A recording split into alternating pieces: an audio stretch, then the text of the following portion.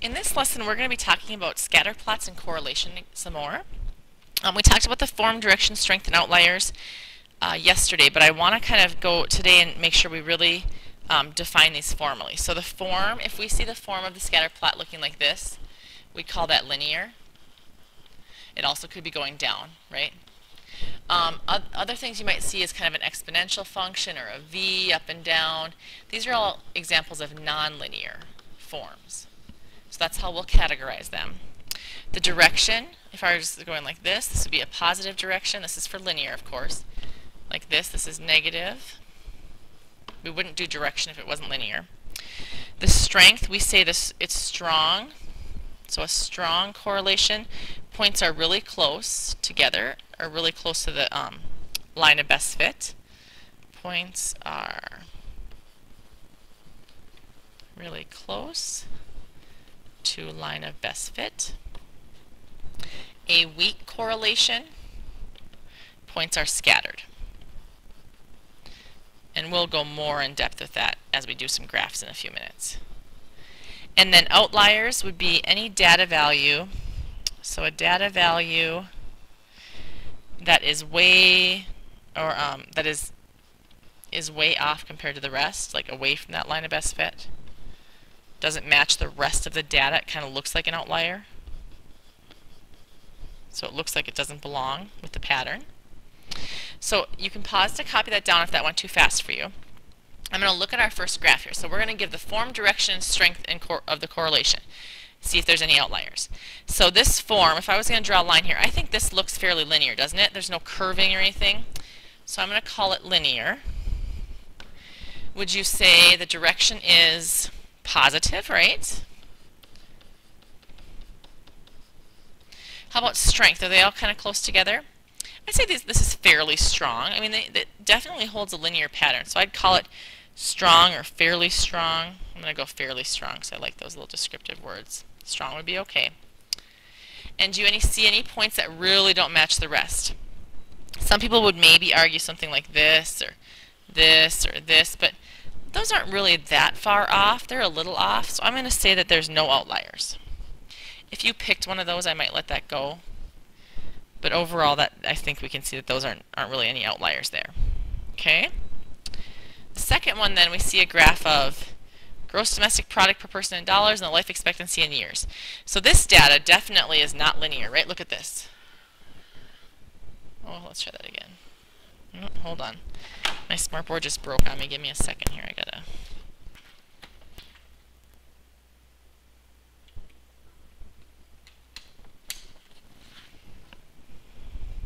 There we go. Sorry. My data here is definitely not linear. It's curved, isn't it? So we're going to say non-linear. Now, if it's strong or not, oh, sorry, positive or negative we're not going to go with because it's not linear. Okay, so we don't even have to answer that. The strength now, when I drew my curve in, are the points all really close to that curve? They are, right? I mean, they are really close to that curve. So I'm going to say this is really strong. It's matching up with that curve well. And then the last thing is outliers. I think that maybe they've kind of shown us our outliers here, right? These three countries don't match the rest of the curve. So we're going to call those outliers. So those 3 points are our outliers. So now hopefully that makes sense what a nonlinear scatter plot looks like. You can definitely tell that one's not. Look at the third one now. This has very few numbers, but when I look at it, I would say I can definitely draw a straight line here, right? So this is linear. Would you call it positive or negative? Negative. And then I think it's fairly strong, right? I mean, that looks, they're really close together. In fact, I'd even call this very strong. Strong or very strong. And then are there any outliers? No. Nothing even comes close to looking out of place here. This follows a very linear pattern. Hopefully that makes sense for you. And then the last graph we're going to do, this is really kind of all over the place, right? I don't see a big pattern. I honestly think you could argue for this line and maybe even this line. You can't really tell if it's positive or negative, right? And is it linear? Well, let's go first line here. Let's just assume it's linear this way and draw on a line of best fit here. like that. This one's a really tough one, and I would take several answers with this. But I'm going to say that this is somewhat linear. I don't know if I would even call this linear, but let's say somewhat linear. You could maybe, it's a stretch. And when we learn more about correlation, you'll see what we would do with this when it's correlation. Somewhat linear. I guess I'm going to call it slightly positive. I'm using really generic words here. Slightly positive. I honestly think you could argue for negative here too if you drew your line the other way. There's just not a lot of correlation in this data. They don't seem to be going the same way. And then, is it the strength? It's very weak. Very weak, right? I mean, there's not even anything close to that line. It was hard to even pick a line. And then do we have any outliers? I think maybe this one, right? Some could, I would maybe argue for this one, except there's such a bad pattern, I don't even know if I can count that one. So I'm going to say there's my outlier. This is overall a really tough graph. If I gave this to you on a test, I'd have to be really okay with a lot of different answers because there's just not a lot of pattern going on in this graph. So if you were looking for this on a test, I'm going to give you some more like the first couple, the first three even, where you could really tell me what's going on there. This fourth one would be kind of too tricky, so don't worry too much about that. The last thing we're going to do then is we're going to go through the same ones we did yesterday with cause and effect, and now we're going to talk about what kind of association we think they would have. So is it positive, negative, or no association? So we're going to say the length of a person's foot and their shoe size. So do you think that the bigger a person's foot gets, so the bigger it gets, the bigger the shoe size would be, or the smaller the shoe size would be? Now just so you know, if both are going up or both are going down, that's considered a positive correlation. If they're going opposite directions, what we're talking about, that'd be considered a negative correlation. So I think the bigger your foot, the bigger your shoe size, right? The bigger foot equals bigger shoe size. So bigger foot leads to a bigger shoe size. So I would say these are positively correlated, and I'd even say, would you say, call it strong or weak? I'm going to say, because it says what about the strength, I'm going to say strong positive. There is strong positive correlation. It's very much your shoe size is determined by your foot. Very much.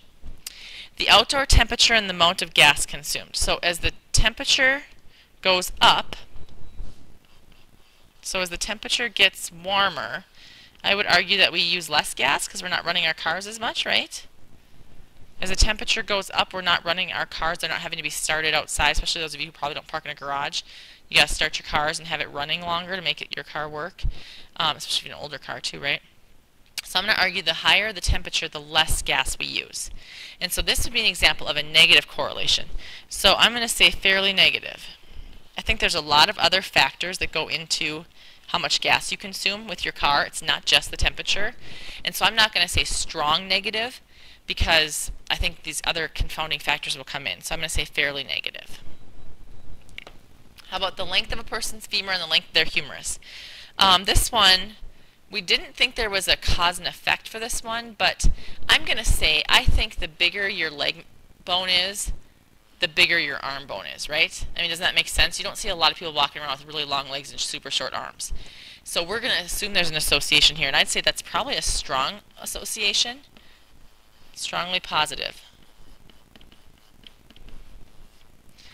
But you could argue if you don't think it's strong. If you had your reasoning, you could be right with that. The number of hours of sleep per day a person gets and the hours per day the person spends studying.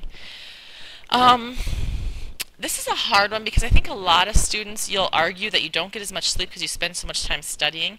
And as a teacher, I might argue that you don't get enough sleep because you waste so much time on other things that you don't study.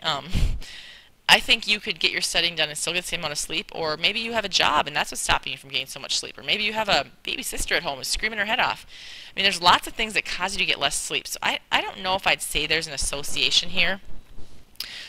We'll say we could explore this maybe. Maybe we'd have to run a study or an experiment and look into this, do an observational study and talk to people about it and see if there's this association or not, but right now I'm going to say I don't know if I know enough information about this to make an association.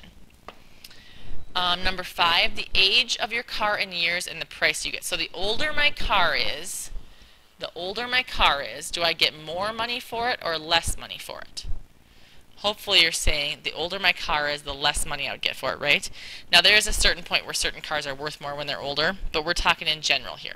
So in general, and that's a pretty strong correlation, isn't it? So right now we're going to say it's a strong negative correlation. Now you could argue that as cars get older and they're like these great priceless cars, it would change for antiques, right? They'd be worth more money. So that would be that'd be something that's not in the norm. So that'd be a different argument. 6. The price of lodging for one night at a hotel and the average cost of a meal. I kind of think if a hotel is expensive, their restaurant would be more expensive. I don't really have any good data to go off on this, so I'm going to say I feel like there'd be an association, a positive association, like the more I pay for the hotel, the more I'm going to pay for food. So I think it's going to be positive. I'm not sure how strong that is, though. So I'm going to say somewhat positive for the strength. I think another answer for this could be, we maybe need to explore this more, and we're not sure about that. That's not a subject I know a lot about. If it's something you know a lot about, you could make an educated answer to this, right?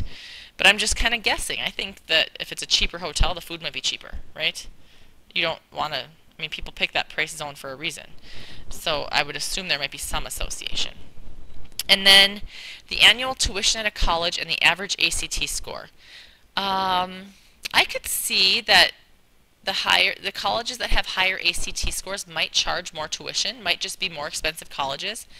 But I don't think that's necessarily true. I mean, I don't know enough about that, so I'm going to say we might want to explore this more. I think that would be an answer you could pick. Or there might be a positive association. I'd say a weak positive association. I don't think that the higher ACT scores are cheaper colleges. I just have a hard time believing that. I could be proven wrong, so maybe it's a negative association, but from what I know, I'd either say I need to explore this more, or I kind of think that, you know, the higher ACT scores kids get, the college is going to be a more expensive college for all those kids. You know, you think of like the Yales and the Harvards and the MITs. Those are high ACT score averages, and they're pretty expensive colleges, but, you know, I could be proven wrong. So either answer I think works there. So with that, that's all we're doing for this lesson. So you have worksheet 15-2 tomorrow, and we're actually going to go to the computer lab and start a project for this chapter, our travel project. So you'll hear more about that tomorrow.